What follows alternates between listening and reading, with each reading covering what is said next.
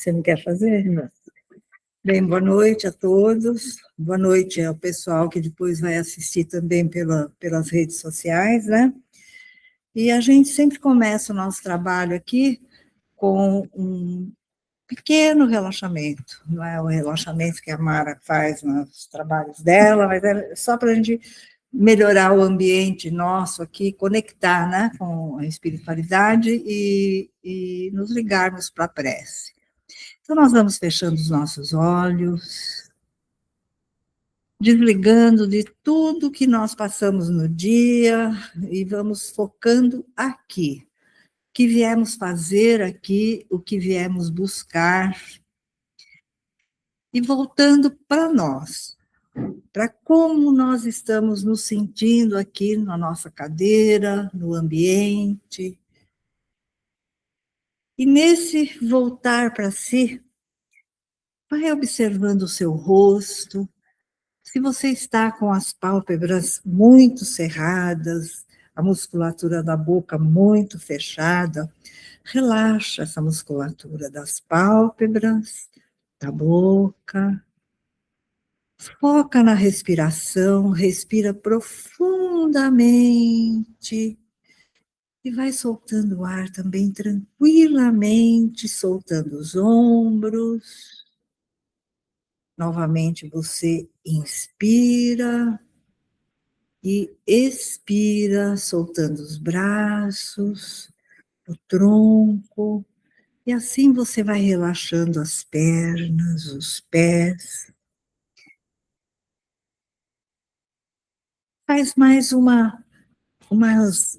2 respirações profundas, observando se ainda existem tensões no seu corpo. Agora você vai trabalhar a sua mente, os seus pensamentos. Não segura, imagina que porque nós pensamos sem parar, mas imagina que seu pensamento é como uma folha que cai no rio, e esse rio vai levando a folha embora. O pensamento passa por você e vai embora. E você vai se desligando de todo o seu dia, das suas preocupações. À medida em que você vai se sentindo relaxado, desligando-se dos problemas diários, vai puxando para o seu pensamento aqueles ensinamentos que você já ouviu muitas vezes de Jesus, ou a imagem que você conhece, que você já viu em algum lugar, pelas igrejas onde você já passou, aquela imagem de um olhar tranquilo, um semblante calmo, trazendo essa imagem na sua mente, para que a gente se conecte com a dimensão dele, para que a gente se conecte através dessa dimensão dele, nós podemos nos conectar com os seres que auxiliam ele nas tarefas aqui conosco, que são os nossos mentores, os mensageiros que ficam por aqui andando na Terra, buscando ajudar aquele que está aflito, aquele que sofre. E já agora bem desligados de tudo, somente com o pensamento firme em Jesus, nós vamos agradecer a Deus, nosso Pai Criador, pelas oportunidades, pelas experiências que passamos e que nos fazem evoluir. A Jesus, por administrar a nossa espiritualidade aqui na Terra, abraçar a Terra, tentando de todas as maneiras ajudar a nossa evolução. Pedir a Ele que nos abençoe nas nossas tarefas, na nossa vida, que abençoe o nosso lar, os nossos familiares, que possamos sentir a sua presença em nosso coração. Vamos pedindo inspiração para a palestrante, para nós, o discernimento, que Jesus se faça sempre presente na nossa vida, que a sua luz ilumine os nossos caminhos. E assim, Senhor, abençoa esse trabalho e que possamos usufruir de tudo aquilo que vamos ouvir aqui, colocando em prática. Que assim seja. E nós temos, então, aqui a Lara, que vai fazer a palestra da noite, com certeza vai ser muito bom, porque ela é um doce de criatura. No falar dela, a gente já percebe a doçura dela, né? E eu vou ficar por aqui, porque hoje o negócio é comigo. Assistir até. Bom, boa noite a todos. E hoje eu vim falar sobre aceitação novamente, mas agora é o segundo capítulo do livro que eu sigo, aquele Os Prazeres da Alma. E, mais especificamente, esse capítulo fala da autoaceitação, que é aceitar a si mesmo. Na nossa última conversa, que eu falei do primeiro capítulo, né, a gente falou da importância de reconhecer e entender. Estou vendo foco. Reconhecer, entender e aceitar o nosso grau de evolução na gente. E reconhecer no outro também. Conhecer as nossas falhas, aceitar que só a mudança de atitude é que vai trazer a nossa cura de fato. Essa transformação íntima, né? Que vai trazer, vai tirar a gente dessa roda que a gente fica em ciclos viciosos, sempre cometendo os mesmos erros. Quando a gente consegue perceber e simplesmente mudar a atitude, tira a gente dessa roda, e aí isso traz a nossa cura física e emocional. Mas antes de mudar, a gente tem que trabalhar antes de trabalhar essa reforma íntima, né, a gente precisa se conhecer para saber o que é que vai mudar. E aceitar como a gente é. E parar de se preocupar com a opinião do outro sobre a gente. Tirar essa preocupação. Porque a gente fica, às vezes, preso nas amarras do que o outro vai pensar sobre a gente. Então, a gente também precisa tirar isso. É sobre isso que a gente vai falar hoje. Né? A gente parar de se preocupar com a opinião alheia. E na vida a gente recebe alguns desafios, né? Vários, por sinal. Mas um deles é a autoaceitação. Quando a gente consegue aceitar esse desafio, a gente fica livre e consegue seguir com os nossos passos. Mas se a gente não aceita esse desafio, e a gente fica preso na opinião do outro, não se aceita e preso na opinião do outro, aí a gente vai se distanciando daquilo que a gente sente, que a gente pensa, a gente nem sabe mais quem é a gente exatamente, porque você está mais voltado para o seu exterior, para fora, e não para o seu interior, para você se conhecer de fato. Quando a gente aceita e respeita a nossa individualidade e a nossa liberdade de pensamento, e a dos outros também, sem medo de ser discriminado. Aqui apareceu alguma coisa aqui, vou continuar na chamada. Não, se eu estava aqui ainda ou não. Aí vamos seguir. Então, uma das maiores preocupações das pessoas é justamente essa, né? O que os outros pensam de mim? Vocês concordam com isso? Todo mundo tem uma pitadinha, né? É difícil aquela pessoa que não está nem um pouquinho preocupada com isso. Só que quem se preocupa com essa opinião alheia, que é a grande maioria das pessoas, eu me incluo, né? Pelo menos um pouquinho a gente fica ligado nisso, a gente acaba colocando o nosso valor nas mãos das outras pessoas. A gente dá esse poder para elas, né? Só que essas pessoas, elas variam de humor, da noite para o dia, do dia para a noite, conforme a época do ano, conforme o que está rolando nas mídias sociais, as modas do momento, a política, a economia, tudo isso muda muito e as pessoas vão mudando também. Então, imagina, a gente acaba colocando o nosso valor na mão das pessoas que oscilam. Conforme o vento, elas estão pensando de uma forma. E a gente está preocupado com o que elas estão pensando. Então, se a gente para analisar isso, vai deixando de fazer sentido, né? A gente ficar tão preocupado assim com o que os outros estão pensando a nosso respeito. E quanto mais a gente se preocupa com a impressão que causamos nos outros, menos nos conhecemos, que a gente vai se afastando da gente, como eu falei. E além disso, quanto mais a gente se empenha em ser valorizado pelos outros, menos nos valorizamos. Então, menos nos conhecemos e menos nos valorizamos, conforme a gente coloca esse poder para os outros. Sempre devemos nos lembrar: o que as pessoas pensam sobre nós é problema delas. É uma questão delas, não é nossa. Porque aquilo não está representando a verdade, de fato.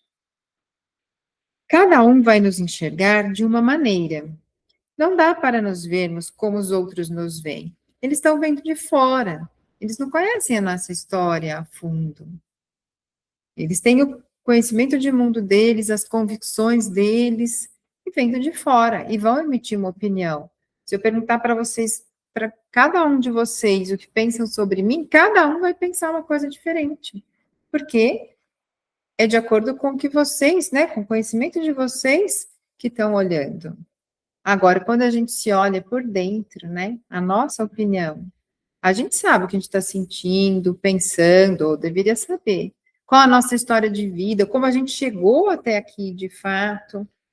Então, a nossa visão, obviamente, vai ser diferente de quem está vendo de fora.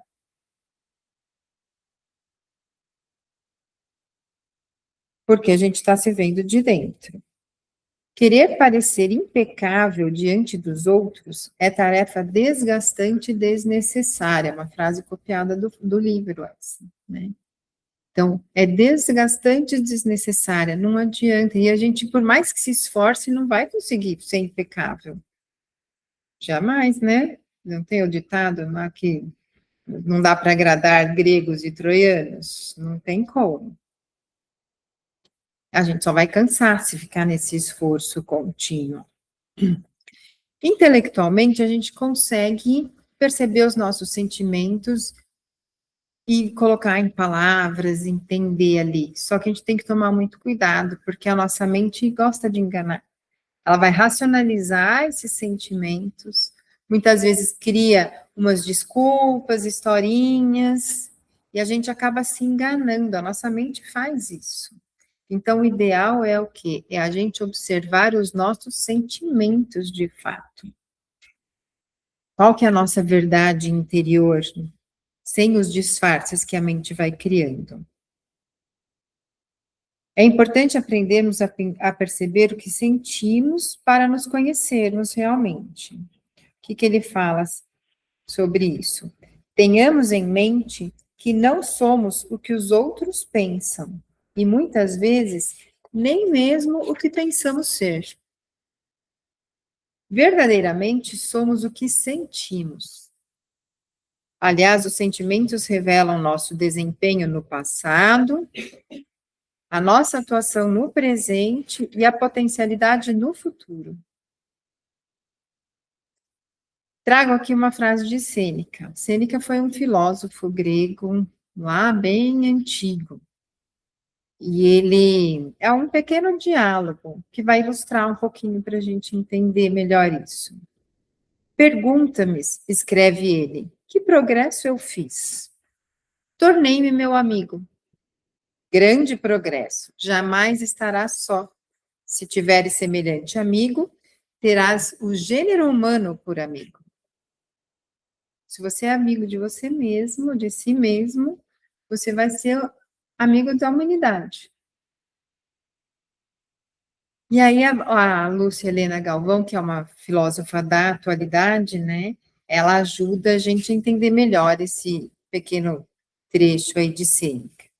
Se eu me cuido bem, eu me respeito, eu não me firo, eu me elevo diante da consciência, eu vou fazer o mesmo com os outros. Então, se eu estou fazendo para mim, eu vou fazer com os outros. Eu sou o meu amigo, minha amiga. Portanto, eu me preservo. E assim vou ser meu amigo, vou ser amigo dos outros também. E aí a gente consegue concluir que aquela pessoa que está sempre discutindo, sempre criando encrenca, não é uma vez ou outra, mas que está constantemente criando problemas de relacionamento, ela vai ter algum problema de comunicação e com ela mesma. Ela não é amiga de si própria. Então, a gente precisa primeiro ser amigo da gente, para depois ser amigo dos outros. A autocrítica, a autocrítica impiedosa, ela não é correta. A gente tem que ter autocrítica maneirada só para se perceber, mas não ficar de uma maneira impiedosa, né? Se castigando com isso. Ela não valoriza o que a gente tem de mais luminoso. No nosso mundo dual, é claro que todo mundo vai ter defeito, mas também vai ter qualidades. E se a gente ficar focando só no defeito, é ele que a gente vai enxergar e aquilo cresce. Tudo que a gente põe o foco, cresce. A gente sabe que quando tem uma dor e a gente fica prestando atenção aquela dor aumenta. Se a gente pensa em outra coisa, distrai, aquela dor fica quietinha ali do tamanho dela. Então, a gente tem que tirar o foco do negativo e olhar para o nosso lado luminoso. E assim, quando a gente tem o foco no caminho, no nosso lado bem, do bom, do nosso lado do bem, né, a gente vai ter o nosso melhor. E isso vai se expandir. Quanto mais a gente foca no bem, isso vai se expandindo até transbordar. E transbordando, vai para os outros. Eu acho bem bonito isso. O retiro que eu fiz outro dia, o professor de meditação, ele também falava sobre isso. Sobre esse transbordamento, né? De tudo que você tem de conhecimento, de bondade interior, é tanto que você começa a transbordar. E vai atingindo os outros, para o bem. E aqui eu me lembro, né, do grande ensinamento de Jesus, amar ao próximo como a si mesmo. Então aí ele já dá a grande lição, a grande dica, vamos dizer assim, como a si mesmo. Vamos nos amarmos para depois conseguir amar o próximo. Tudo começa em nós mesmos. E sabe qual que é a melhor técnica para perder o medo da crítica? Voltando, né, à questão da gente se preocupar com a opinião do outro. Parar de criticar. Porque muitas vezes a gente tem medo do que o outro está falando da gente, de ser criticado, mas porque a gente critica muito. E a gente parte da nossa régua, né? Do nosso princípio aqui. O que eu faço, eu acho que o outro também vai fazer. Então, se eu parar de criticar, eu vou parar de ter medo do outro me criticar também. E aí vem a pergunta: o que significa reputação?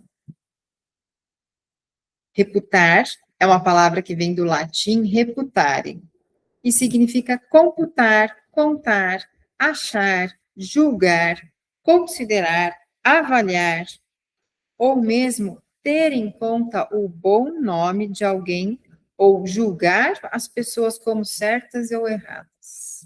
Tudo isso para reputação.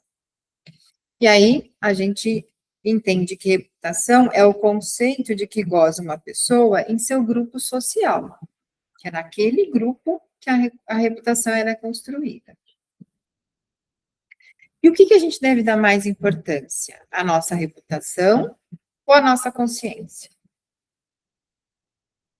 Consciência, claro, né? É na nossa consciência que estão, inclusive, gravadas as leis naturais, as leis divinas. Essa é imutável. Então, é ela que a gente deve sempre se consultar. A reputação, como eu já disse, ela vem do ambiente social, de pessoas que mudam a ideia como o vento. Então, como que eu vou dar uma grande importância a essa reputação que ela pode estar mudando? Eu tenho que ficar realmente com a minha consciência. Deitar à noite e estar tranquila que eu fiz todo o meu melhor. Mesmo que os outros não tenham entendido. Mas eu sei que com a minha consciência está tranquila. E aí vale lembrar a diversidade das culturas e religiões que a gente tem no nosso planeta.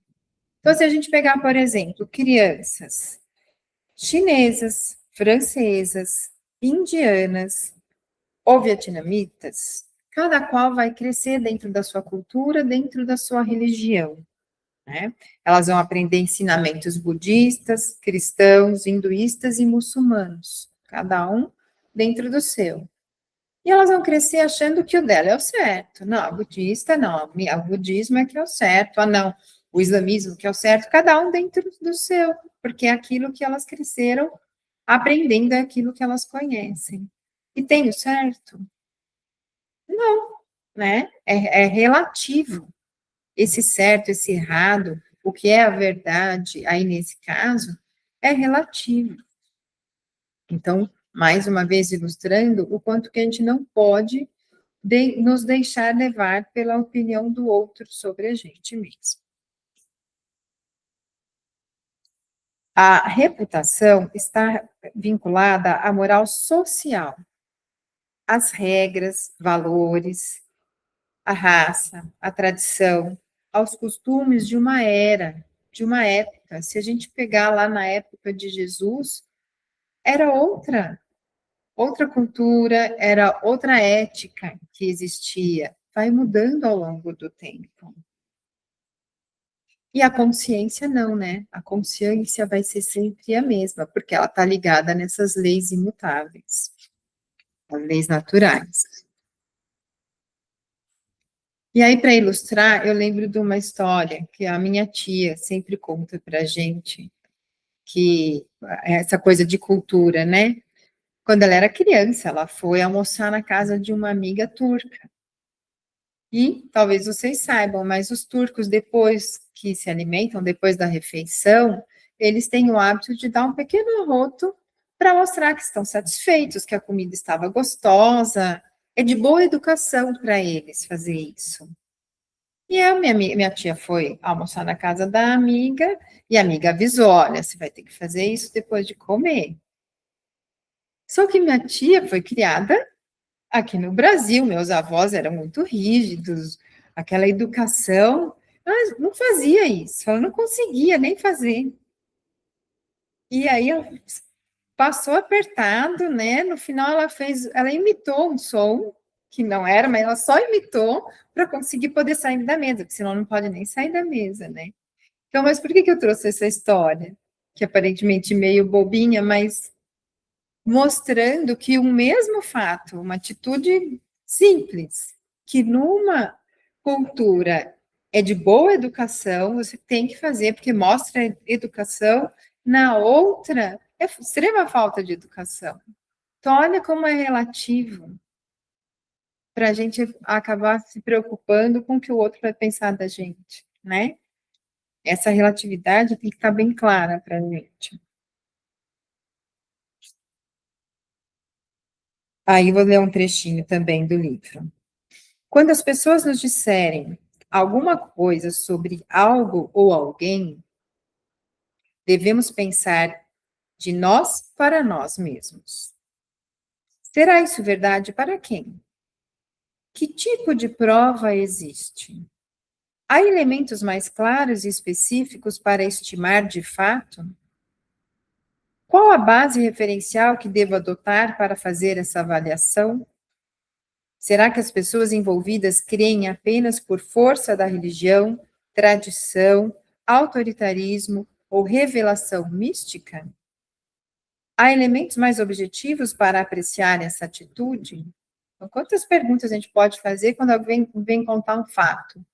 ou que a gente vê na internet, porque hoje o mais comum ainda é ver, tem tanta coisa na internet, né, seja mídia social que for, mas vem muita informação, e a gente deve ter esse espírito de bom senso mesmo, de se fazer essas perguntas, será que aquilo realmente é verdade? Está baseado no quê?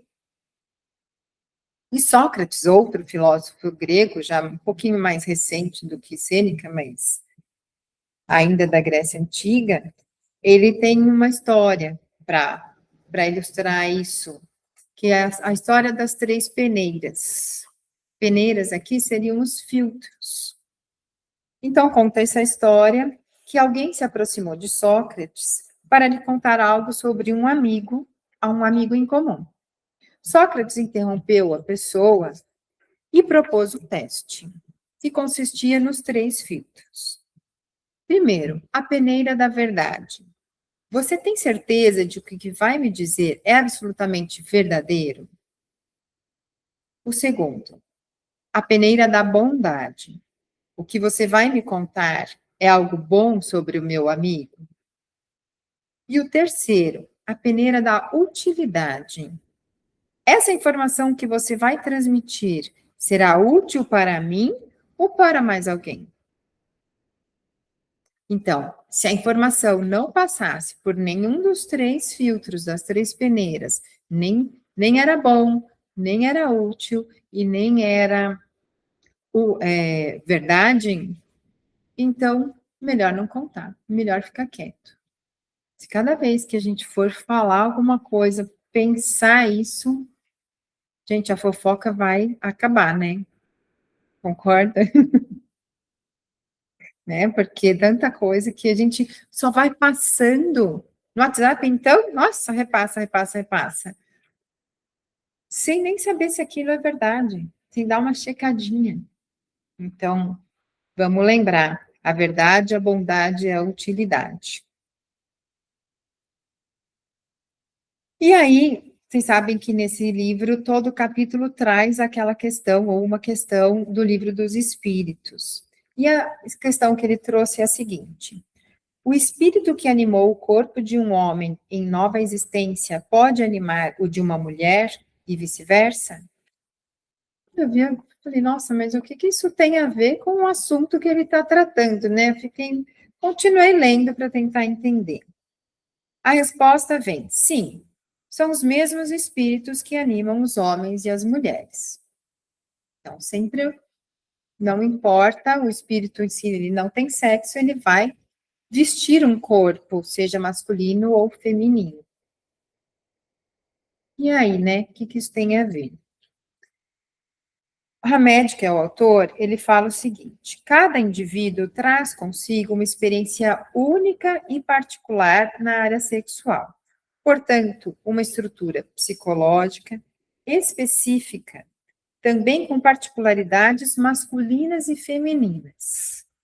Se a gente já foi, em outra vida, um homem ou uma mulher, nessa que nós estamos, nós vamos trazer características das duas.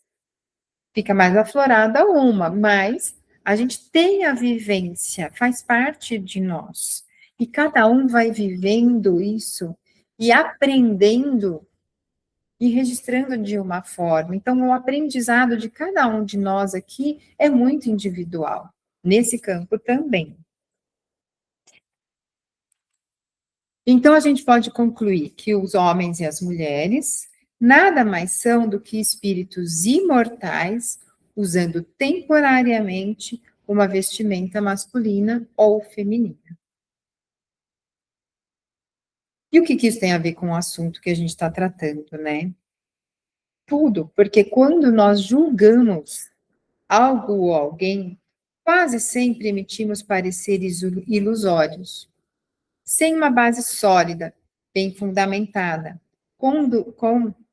Condenamos ou absolvemos sem o conhecimento prévio de tudo o que vem ocorrendo na intimidade de cada um.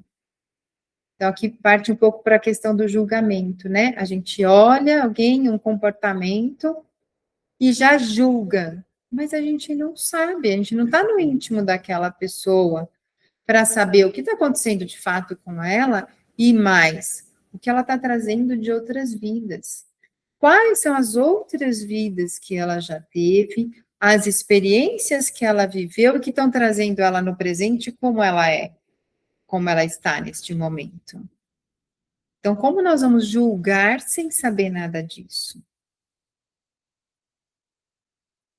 E ele coloca aqui esse julgamento tão arbitrário, sem você ter realmente conhecimento da situação, é um declínio do entendimento, da empatia.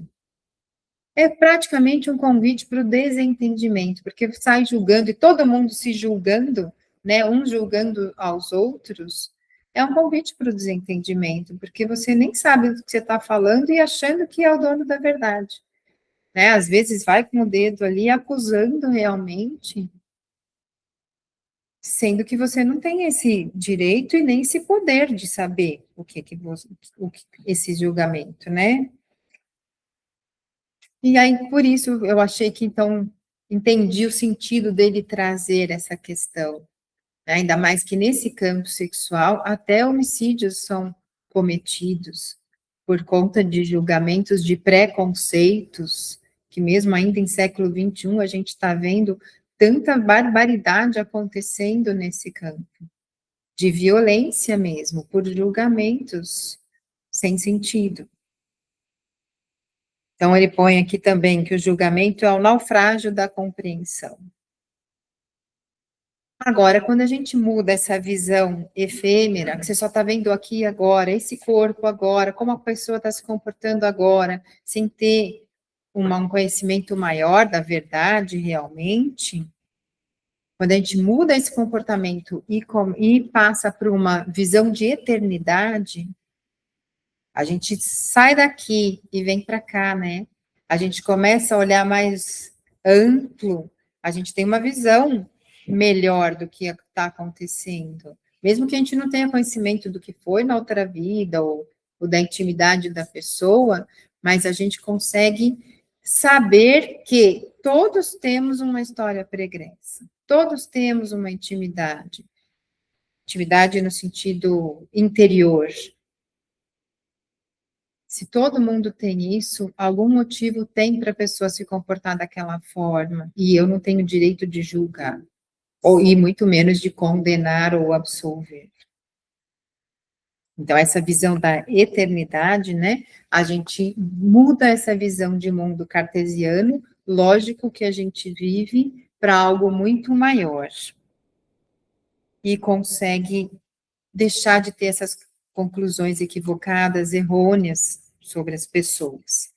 O que é normal, anormal, moral, imoral, natural ou não natural, é tudo relativo, mesmo quando se trata da configuração ou da aparência externa da matéria. O nosso corpo é uma aparência externa da matéria. E conforme a gente vai evoluindo, tudo vai se transformando, inclusive a ética. Um exemplo prático para entendermos essas mudanças é o conceito da beleza humana. Então, se a gente pegar no século XVI, que mulher, assim, que estereótipo de mulher era bonito, era beleza? As mais cheinhas e branquinhas. A gente pega a Mona Lisa, o quadro da Mona Lisa, né?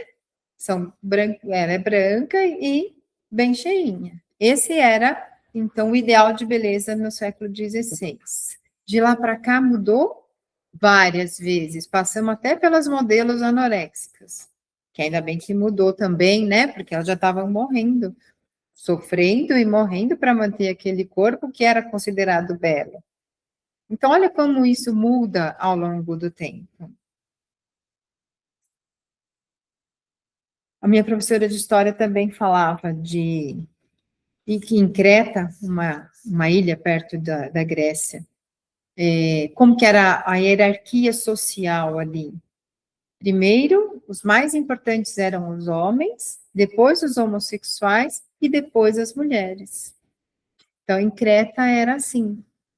Então, é mais um exemplo para vocês verem essa mudança. E Jesus? O que Jesus nos deixou de ensinamento em relação a tudo isso? né? O seu exemplo, ele mostrava o quê? Ele tinha apreço, respeito a todos, principalmente aos excluídos e aos discriminados.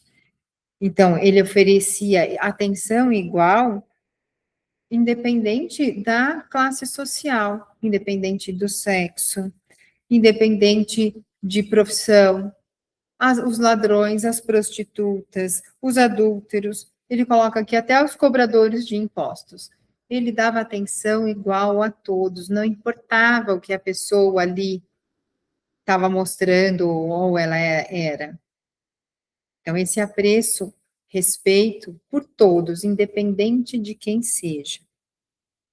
Ele não tinha preferência por pessoas de acordo com a sua classe social, título, nacionalidade, nada. Ele deixou claro que para Deus não havia eleitos. O reino dos céus era uma conquista comum a todos, aqueles que cultivassem o amor a Deus, ao próximo e a si mesmo. Então, esse cultivo do amor é muito mais importante do que qualquer outro estereótipo, né? Qualquer outra característica de fora da pessoa. Mas é o que ela carrega no íntimo, esse cultivo ao amor. Eu desejo que nós tenhamos sabedoria para cultivar esse amor a Deus, ao próximo e a nós mesmos. Acredito que começando por nós mesmos, aí a gente vai chegar no próximo. E que a gente consiga viver com a nossa consciência, de acordo com a nossa consciência e não de acordo com a opinião alheia. O que eu tinha para dizer hoje era isso.